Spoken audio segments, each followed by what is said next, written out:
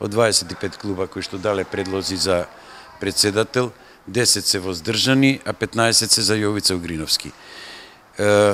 И јас сум му многу благодарен на Јовица ако повторно се зафати, затоа што навистина мислам дека Федерацијата ја води правилно, дека успева да се избори за финансиски и за материјални придобивки на Федерацијата, односно за сите наши планинарски акции, експедиции и така натаму.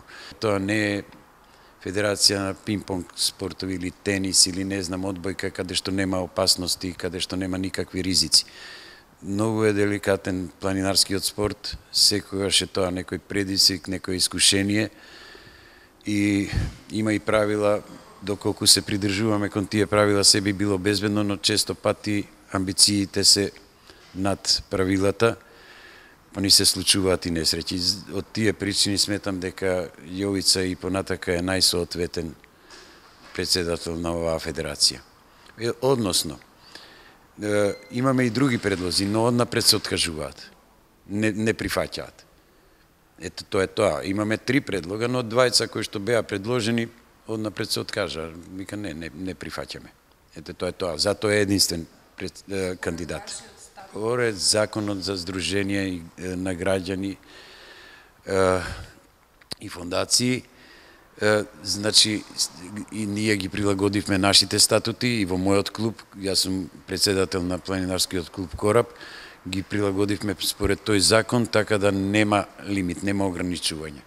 Не се според старите закони беа максимум 2 мандата, сега нема такво ограничување. Нашиот записник, што ние го водевме, мислам, истрагата што ние ја водевме, се совпадна со записникот, со истрагата што ја водеше комисијата, што ни беше специјално испратена за да го испита случајот од Европа, од Планинарската унија, од УИА.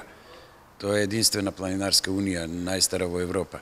Ни беа испратени специјалци кои што истражуваат тука 3 дена, сослушуваат, ги прегледуваат сите документи и нивниот извештај е пред малку време, пред 10 дена стасан. И се совпаѓа со нашиот извештај. И зошто чепкаме, не знам. Зошто не го дадовте на јавност извештај?